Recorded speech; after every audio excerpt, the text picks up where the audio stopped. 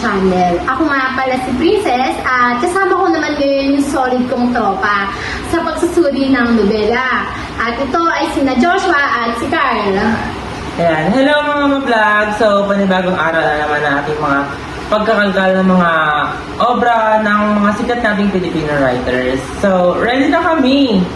Tama, at kung naaalala nyo pa, yung nakaraan, yung nireview natin, di ba, yung kay Luwalhati Bautista, yung buwan-buwan hulugan mo ko ng sundan. Grabe no, napaka-intense nun. At syempre, hindi natin makakalimutan ang mysterious at thrilling na Jana Silang at ang tiyanak ng Tabon. Hanggang ngayon, Carl, hindi pa rin ako makapaniwala. Yung plot twist talagang nakakapraning. Kaya hanggang ngayon, iniisip ko pa rin eh. Talaga, unexpected yung plot twist talaga ng kwento na yan. Pero ngayong episodes, ibang level, 3 classics on the go. Unahin na natin yung isang nobelang simple sa anyo pero malalim sa umpisa kung alin ang totoo, sino ang totoo, at paano tayo nabubuo ng mga katotohanang pinilit nating paniwalaan. Ito ay ang Toto o ni Charmaine Lazar. At ang napakasikat na, controversial na Bata-Bata, Paano Ka Ginawa ni Luwalhati Bautista na isang nobela na tumatalakay sa pagiging ina, babae at tao sa isang lipunan na puno ng expectations. Yan, sunod naman ang ibang klaseng dilim ang papasukin natin. Literal na simbolohikal ito dahil sumusunod ito sa nating literally deep dive ay tungkol ito sa nobelang nag-iiwan ng tanong, kaba at pagninilay. Ito ay ang Lalaki sa Dilim ni Benjamin Pascual. Uy, eto na yung pinag-uusapan sa comments. Gusto nilang i-review na natin to. Ayan. Kaya stay tuned kasi sisimulan na natin ang pagtuklas kung sino ba ang utak sa likod ng mga nobelang ito.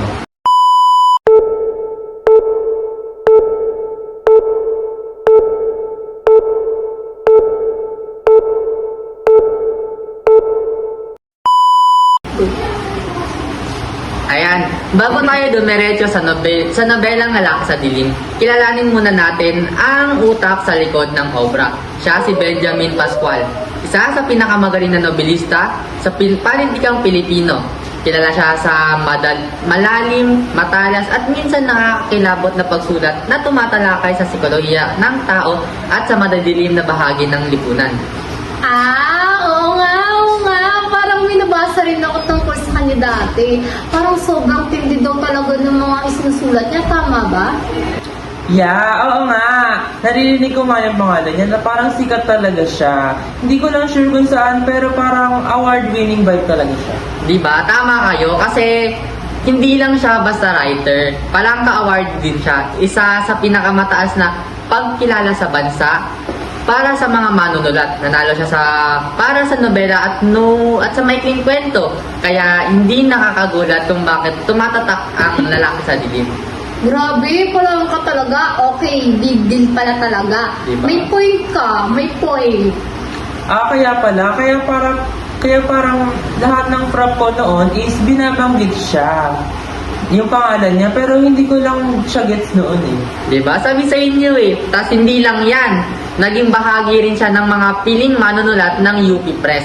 At maraming beses na siyang naisama sa mga akda niya na iba't ibang antolohiya ng Philippine literature. Kaya hanggang ngayon, pinag-aaralan pa rin siya. Hindi kumukupas yung impact niya bilang manunulat. Ang lupit naman, parang the more na sinasabi mo, the more na nai-inspire ako magbasa pa ng works niya. Kahit di ko naman alam yung iba. Same like, ang tahimik ko lang dito pero legit na wow, gets ko na. Kung bakit, big deal yung Lalaki sa Dilim. Kaya ayan, kilala na natin yung author, mas ma-appreciate natin ngayon kung bakit ganito kabigat yung mga nobelang susuriin natin ngayon. So ngayon, ready na tayo, punta tayo sa summary ng Lalaki sa Dilim. So bago tayo dumiretso sa analysis, let's start muna sa summary. Yun, yung Lalaki sa Dilim, umiikot siya sa buhay ni Rafael Cuevas, isa siyang doktor sa mata na malapit ng ikasal sa fiancé ng si Margarita. Si Margarita nanggaling siya sa isang kilalang pamilya. Pero bago yung yung kasal, inaya mo na siya nung kaibigan niyang si Nick, tapos si Lucas, na pumunta sila sa stag party. Tapos doon na nagsimula yung problema. Stag party, okay, oo, gets ko. Parang may gulo nga dito Okay, wait. Si Rafael pa talaga ang may problema dun sa party? Tama kayo dyan, di ba? Sa bar, nagkaroon ng gulo. May raid at dahil sa kalasingan at kaguluhan, napunta si Rafael sa isang lumang barong-barong kung saan nakita niya doon si Ligaya, isang babaeng bulag. Ayan, doon, sa gitna ng dilim at stress, nagawa na yung mga isang bagay na hindi niya makapatawad sarili niya. Alam niyo kung ano yun? Ano? Ginahasa niya si Ligaya. Yan dahil, di ba, bulag si Ligaya at mahirap siya. Tas halos walang nakakita sa kanila. Ayun, parang imposible daw na makuha na yung hustisya. Pero kahit walang legal na kaso, hindi tumigil yung konsensya ni Rafael. Sinubukan niyang bayaran yung ginawa niya. Nagbigay siya ng pera at sulat, pero syempre hindi sapat yun para burahin yung trauma ni Ligaya. Katabang sinusubukan niyang itago yung mga nangyari, lalong lumalakas yung bigat sa puso niya hanggang napilitan siyang harapin yung sarili niya, yung kasalanan, tsaka yung katotohanan. Wow, grabe! Parang sobrang bigat naman ito. Okay. Parang kailangan talaga niyang harapin yung sarili niya. O, tama kayo dyan. Kaya nga, in short, parang yung lalaki sa dilim, it's not just about story of a crime. It's a story of guilt, power, inequality, and conscience. Ayan. Kaya naman ngayon, papasok na tayo sa ating teorya. Ang ating teorya ay ang bagong historisismo. Yun yung teoryang ito, tinitingnan nito yung akda bilang produkto ng lipunan ng panahon na yon. Ibig sabihin, hindi lang kwento yung binabasa mo, kundi pati yung lipunang pinagmulan nito. Yan. Kung titignan natin, si Rafael, isa siyang mayaman at may posisyon. Tapos si Ligaya, isa lang siyang bulag, mahirap na babae. Yan. Makikita agad dito yung unequal power. Diba? Kaya sa lipunan na yon, yung panahong yon, kahit kapag mayaman ka, may protection ka. Kaya kapag mahirap ka at babae ka, halos wala kang boses. Kaya hindi coincidence na wala talagang hustisya si Ligaya. Ito yung reflection lang yun ng social reality. At tama yung kanina. Kahit unfair, mas unfair dahil rooted ito dahil sa kultura ng pang-aabuso ng may kapangyarihan. Maging si Nick, kaibigan ni Rafael, parang simbolo siya ng ng barkadahang nagtatakip sa mali basta influential ka. Si Margarita naman, representasyon siya ng privileged class na walang kamalay-malay sa krimen sa paligid niya. So yung nobelang ito, through this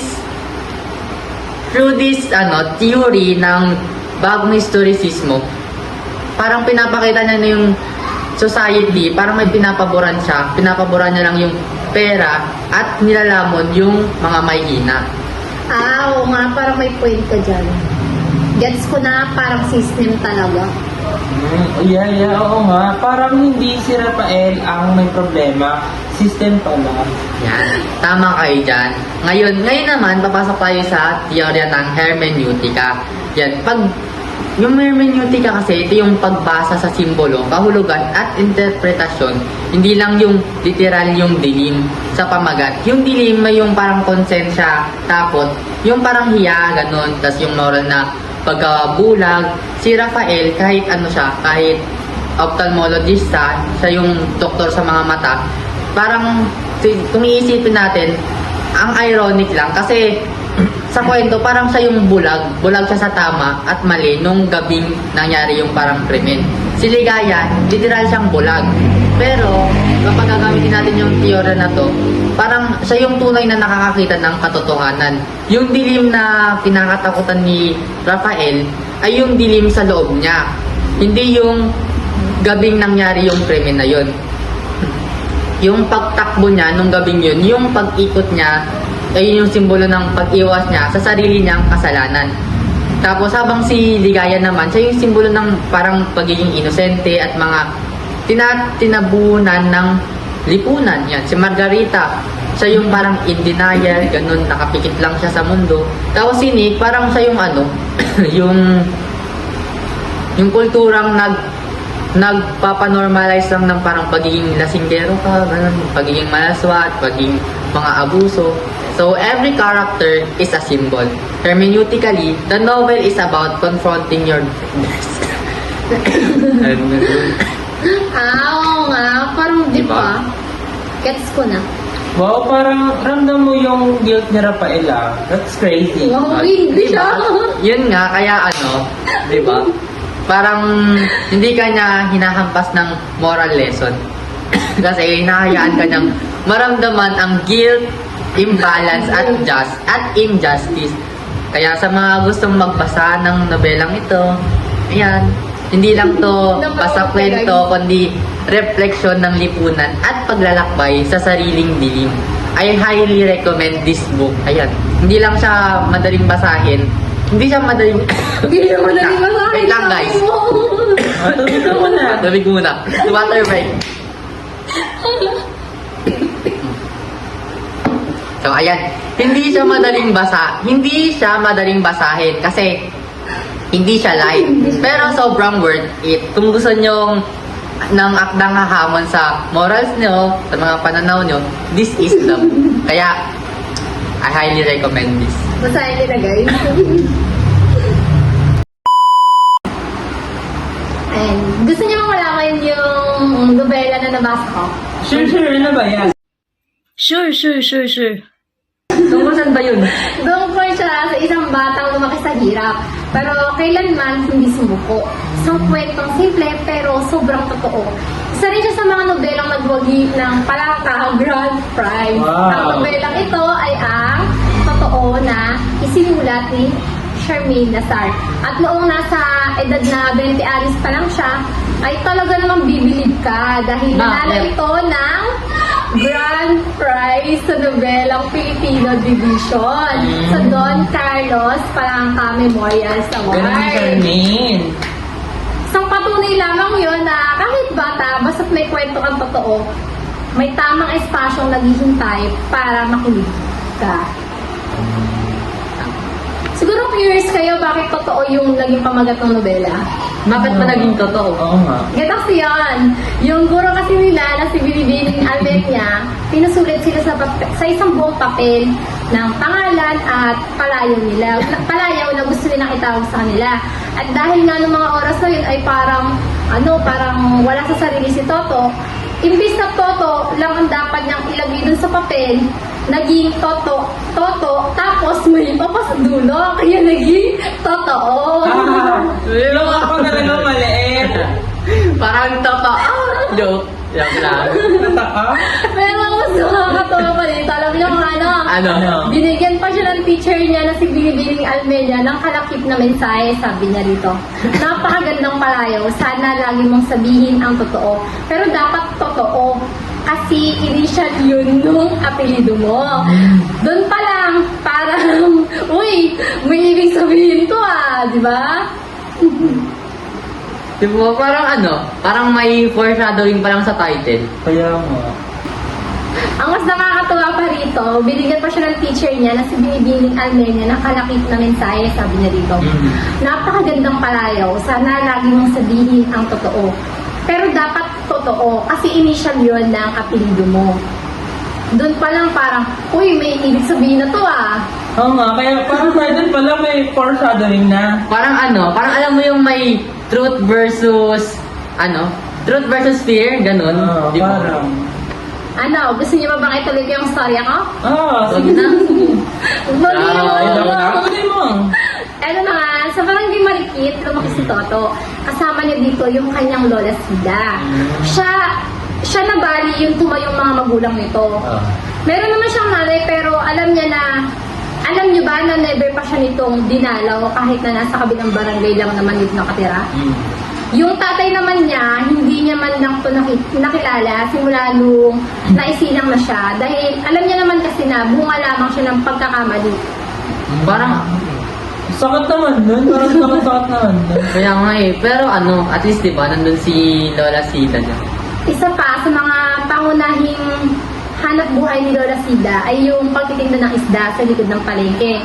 Hanggang sa isang araw, bigla na lang ito pinasara ng mayor. Yung mismong area na yun, Dahil lagi na lang daw may nangyayaring gulo kahit na matagal naman nang wala. Yun lang, kapag mahirap ka, lagi ka pa rin talo. Oo nga eh, sinumbong ba nila? Ayan na, politics! Pag mahirap ang tinamaan, syempre wala talagang laban yun. Nagtanong pa nga si Toto na bakit hindi na lang sinumbong kung gano'n naman pala yung ginagawa ng mayor. Pero alam nyo kung anong sinabi ni Lola Sida? Ano? Sabi niya may dalawang uri daw ng mahirap kalabanin. Ano yun? Ang may kapangyarihan at ang may pera. At sa kasamang palad, parehong mayroon yun si mayor. Kaya kahit tama sila, minsan, talo pa rin. Realistic nga, sobra. Kaya pala parang ang heavy ng tema ng ng kwento, di ba? Pero para naman kay Toto, mas mahirap pa rin kalabanin ng sarili. Yung takot na magsabi ng totoo kahit iniisip niya dahil iniisip niya dito, yung maaaring kahinatan nito. Ayun na, parang nagko-connect na yung surname, ay yung palayaw niya, di ba? At dahil nga sa hirap ng buhay, napilitan si Toto na manirahan muna sa kanyang tia Jenny sa Balagtas. Kahit na ayaw ng kanyang lola, wala siyang magawa. Doon nagkaroon na si Toto ng dalawa niyang kaibigan. Ito yung sina Allen at si Jillian. Na parang mga dati niya rin mga kaibigan dun sa may barangay Marikit. At least may support system. Tama. Yung tia Jenny at yung asawa nitong si Obet, okay sila. Pero yung pinsan niyang si Clarice, mabait din yun. Pero yung dalawa niyang pinsan naman na si Kevin at Clark, Naku na, ito na. Siguro yan, parang mambubuli yan. Oo nga. as in, ginawa Diba? siyang parang katulong. Pinaghuhugas siya dito ng plato, linis ng bahay, utusan kung minsan. Minsan, sinasaktan pa siya ng Kuya Kevin niya. Pero kahit ganun, hindi niya pa rin magawang magsumbong kaya sa lola sida niya. Ayaw niya kasi mag-ilala ito eh. Ganyan talaga kapag mabait at takot magpabigat. Kaya pala yung yung parang struggles niya, yung pagiging totoo niya, yung pagsabi ng totoo, di ba? Ayan. Hanggang sa dumating na nga yung araw na sinundo na siya ni Lola Sida. Pag uwi nila doon niya na nireveal lahat na nangyari. Ayun, galit na galit si Lola Sida. Pero sabi ni Toto, Lola, wag niyo na po ikwento sa kanila, doon niya sa mga tiya niya. Ang bigat. Pero yun, at least nagkaroon siya ng growth kasi nasabi niya yung yung totoo, ganun. Ayan. Kung mapapansin nyo, hindi lamang siya isang simpleng kwento ng batang hirap. Kaya dito na natin ipapasok yung dalawang literary theories, which is yung bagong historismo at yung semiotica. Sa bagong historismo, tinitignan natin ang nobela kung paano ito nagiging konektado sa totoong nangyari sa lipunan. At sa nobela ni Totoo, makikita natin dito yung tulad na lamang ng pagbanggit sa babasahin ng pagsara ng likod ng palengke na nagpapakita lamang ng desisyon ng mga leader na walang pakialam sa mga mahihirap. Maging yung pananahimik ng mga tendero na sumisimbolo ng kaba at takot na kalabanin yung mga merong posisyon. Ang lahat ng ito ay reflection lamang ng totoong kondisyon ng maraming Pilipino. Kaya sa nobela, hindi lang siya isang kwento. Isa rin siyang social mirror at ito yung gustong ipakita sa atin ng bagong historismo. Grabe no, kapag may kapangyarihan ka talaga no. At para naman sa teoryang semiotika, dito naman tinitignan na natin yung mga nakatagong simbolo at kahulugan sa kwento. At isa sa mga halimbawa nito ay yung mismong pinalayo kay Totoo. Kay Toto na totoo. Di lang siya basta palayaw, kundi sumisimbolo rin ito ng katotohanan. Dahil pinapaalala ng guro niya si Binibining Almelia na dapat totoo siya lagi kahit na mahirap. Sunod naman dito yung pagpapasara sa palengke na sumisimbolo ng pagkawala ng kabuhayan at pagkontrol ng mahihirap sa buhay at maging ang maglipat sa balagtas ni Toto na sumisimbolo sa pansamantalang pagputol sa pagmamahal ng kanyang Lola Sida. So, sumisimbolo rin siya bilang sakripisyo para sa kinabukasan. At ang huli ay ang sikreto niya tungkol yung sinisikreto niya tungkol na Clark at Kevin na sumisimbolo ng takot na magsabi ng totoo kahit ang pangalan niya ay totoo. Sa madaling sabi, ang semiotika kahit sa simpleng eksena lang ay mas malalim pa pala ang ibig sabihin. At para sa mga may gusto ng ganitong tema, I highly recommend this. 10 out of 10 worth to read. Kaya kayong dalawa, magsimula na kayong basahin yung Sige. nobela ko. Mamaya talaga, magbabasa na ako niyan. Oo. Unahin ko muna yung ano. Oo. Ayan, so bago tayo dumako sa pangatlong nobela na ating susuriin, kilalanin muna natin ang isa sa mga author ng aking nobela, si Luwalhati Bautista. So, sino nga ba siya?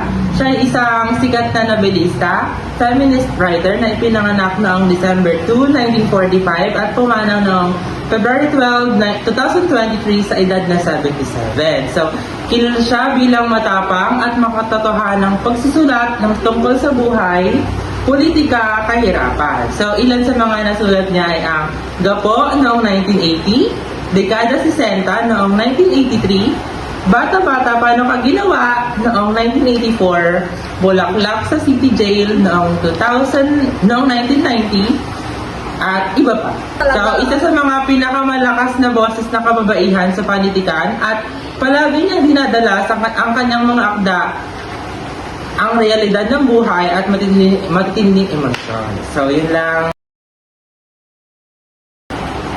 So, eto na nga. Bago tayo magsimula ay aking ibubuod ang nobela na Bata-Bata Paano Ka Ginawa. So, pag bibili kayo sa online ng libro, ay meron siyang libro na 242 pages. Ito yung book cover niya. Ganito yung itsura niya. Ayan. So, bago natin paliwanag ang buod, so, ang kwento ay umiikot kay Lea Bustamante, isang modernong ina na may dalawang anak mula sa magkaibang ama. Si Ogie at si Maya ay magkaibang ama yon. So, si Vilma Santos as Lea Bustamante ay, yun yung nanay ng dalawang bata na si Ogie at si Maya. Bukod sa pagiging nanay, nagtatrabaho rin siya sa Women in Crisis Center. So, nagsimula ang tensyon ng muling magkita si Lea at si Rafi. Si Rafi, tatay ni Ogie. Si Rafi pala ay tatay ni Ogie at doon nakilala ni Ogie ang kanyang ama. So, parang sa palabas at sa nobela magkaiba talaga. Dahil sa palabas, mas pinapaano nila yung mas hindi detailed sa palabas, mas detailed sa nobela sa mismong libro. Kasi sinabi dun sa libro na nagkaroon pa ng rehearsal, yung sa mismong graduation ni Maya, nagkaroon ng practice, gano'n.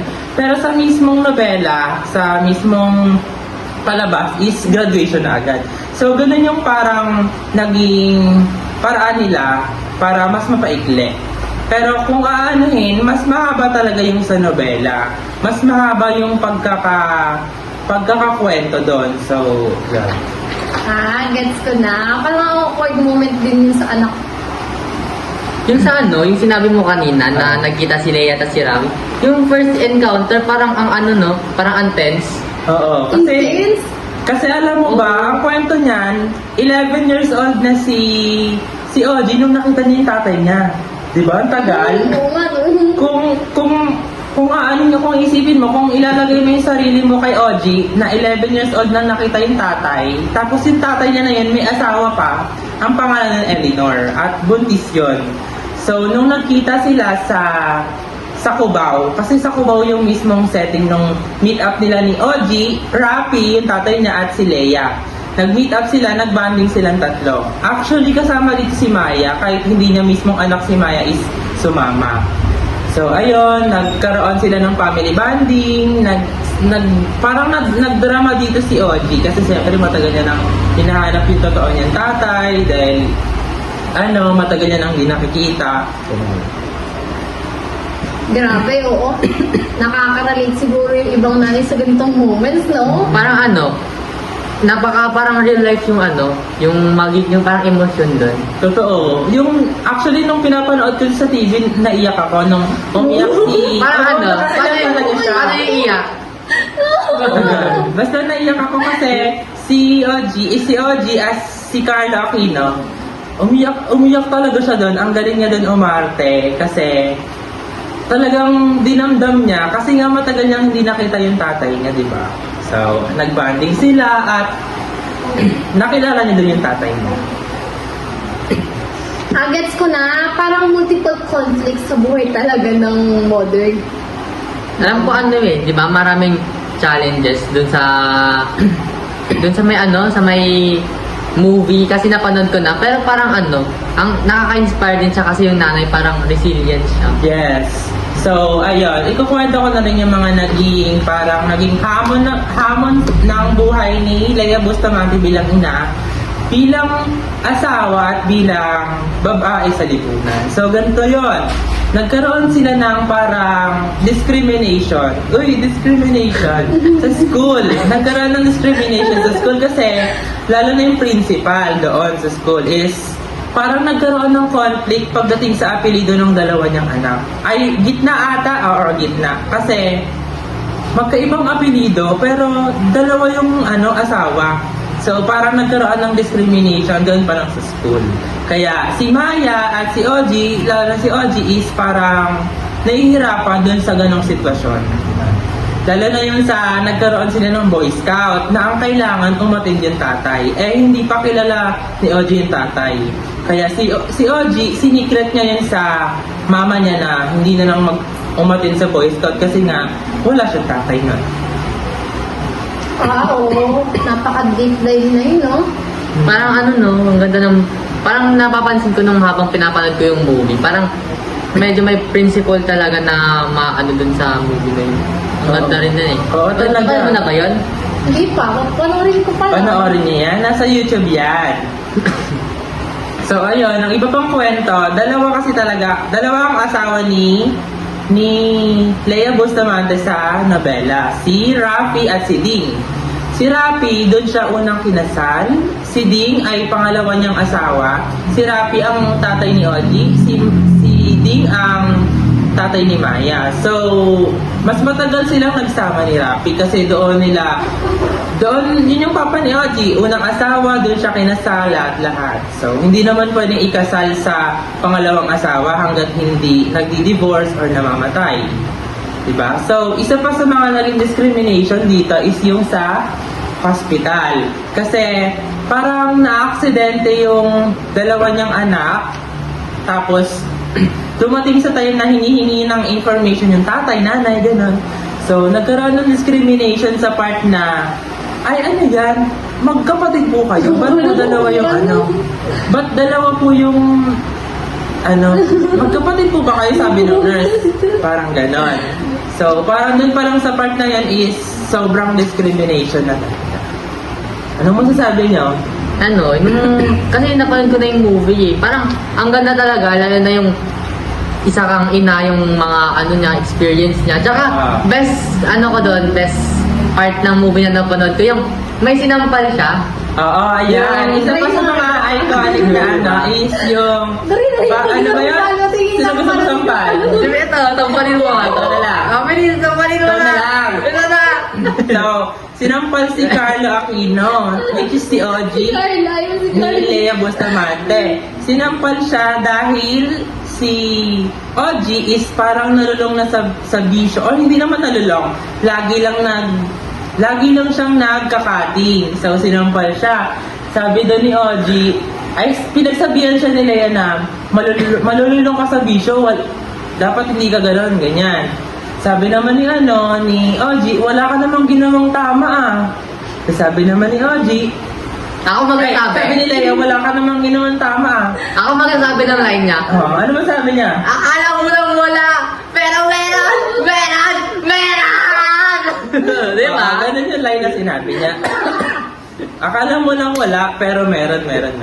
Which is yung line na yon, yung line na yan is parang tumagos sa dibdib ni Lea as nanay na wala naman talaga siyang ginawa.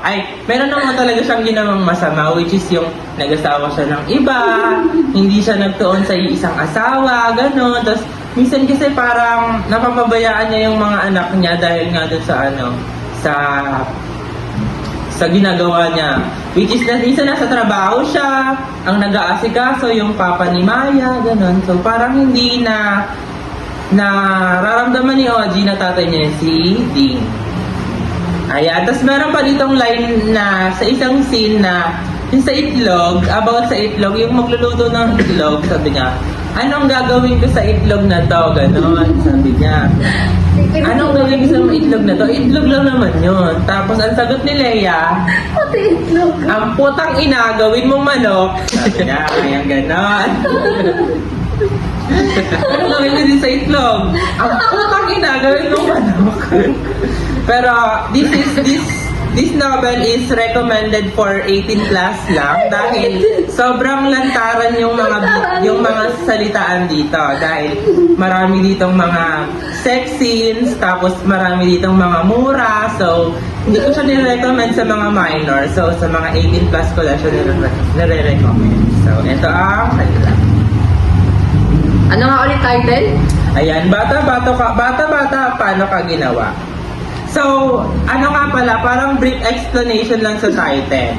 So, etong title na to is, bata-bata, paano ka ginawa is not, hindi siya literal na nasama sa kwento eh. Pero, parang sinama to ni Leia Bustamante sa speech nung graduation ni OG.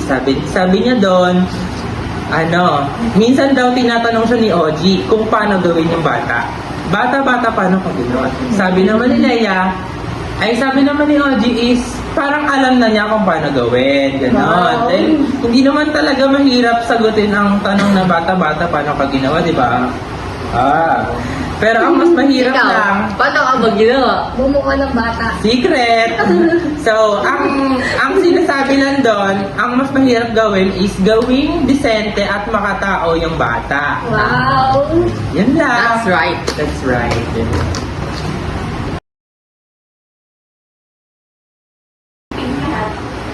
Ayan, so ngayon naman ay pumili ako ng dalawang teorya.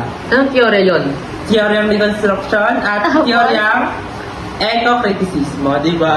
Ano Unexpected yung yung teorya, ano, no? Parang descriptive medyo mahirap siyang i-connect doon sa bata-bata paano ka ginawa. Kasi ang teoryang kadalasang ginagamit dito is feminismo. Kasi about sa babae na ipinaglalaban ko, di ba?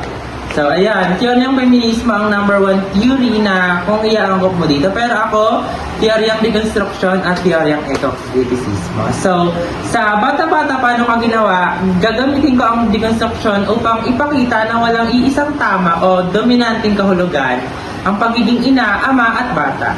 Binabasag ng nobela ang tradisyonal na paniniwala. Paano ba binabasag? Ayan, halimbawa, ang ideal mother ay hindi laging nasa bahay, tulad ni Leia, na independent at working mom, di ba? Working mom siya kasi ang ideal mother, di ba, is nasa bahay lang, nag-aalaga ng anak, ng asawa. So, si Leia is kabaliktaran. So, Parang isa pa ano dito. siya? Strong, independent. Yes. So, isa pa dito ang ama. Ang ama dapat ay parang responsable, provider, di ba?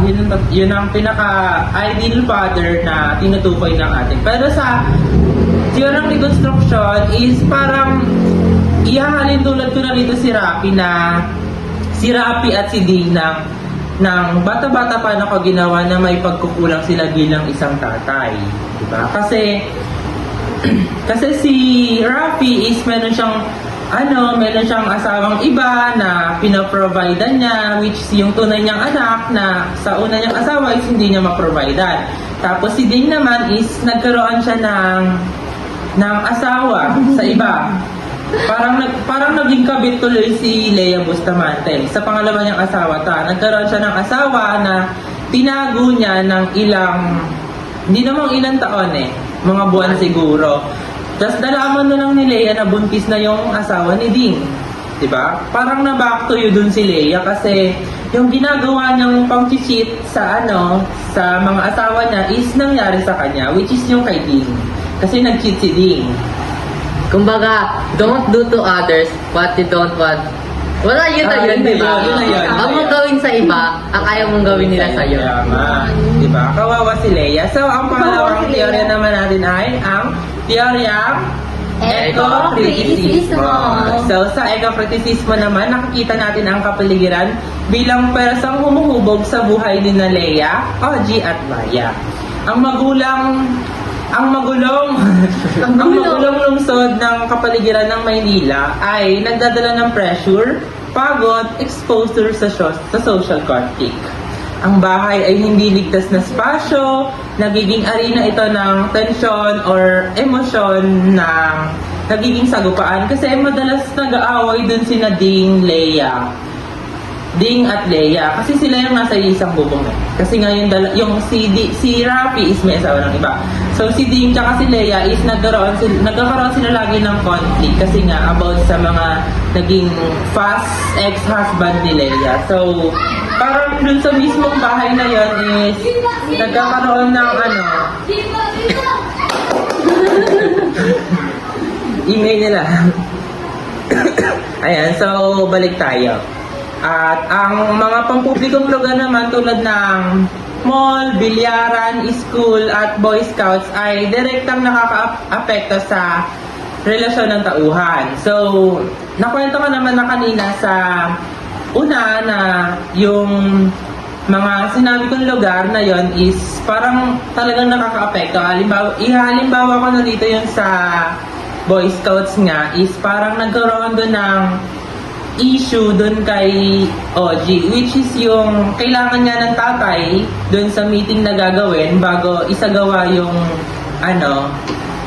which is doon pala nagkaroon na ng issue kasi nga wala siyang tatay na kasama doon. So, sa madaling sabi, ipinapakita ng eco-criticismo ang personal na problema sa nobela ay ang produkto rin ng kapaligiran pisikal at panlipunan. So, yun lang ang dalawang teoryang na ibabahagi ko sa inyo. So, para sa akin naman, ang bata-bata paano ka ginawa ay nirelate ko siya ng 9.9 over 10 kasi hindi siya para sa lahat. 9.9 Sa akin nung napanood ko yung movie nito, ano lang siya? 9.8. 9.8. Ikaw? Hindi niya pa napapanood eh. Bakit mo yan? Hindi ko pa napapanood, pero papanoorin ko. Based on my paliwanag, parang ang ganda, di ba? Super! Ayan. So, ito yung book cover niya. Kung mabibili niyo siya sa Shopee, sa TikTok, sa online store, ayan. Ito yung book cover niya. Ayan. Para siyang math, pero hindi siya math. Ayan. Economic crisis, feudalism, mga ganun-ganun. So, relate ko siya ng 9.9 over 10 kasi hindi siya para sa lahat dahil ang nobelang ito ay may nilalaman siya ng mga lantarang salita gaya ng mga nag-aanuhan, Gaya ng mga sex. in-example mo kanina.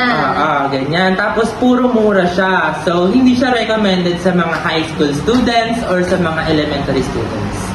So, hanggang dito na lamang ang aming vlog. See you. See you on our next novel series. Sana nagustuhan nyo ang aming sinuring mga nobela. At syempre, kung nagustuhan nyo yung discussion natin ngayon, huwag kalimutang mag-share, mag-comment, at encourage yung mga friends nyo.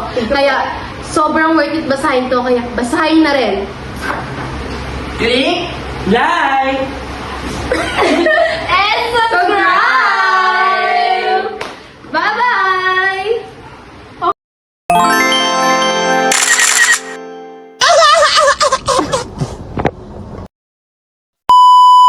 Ganito yan.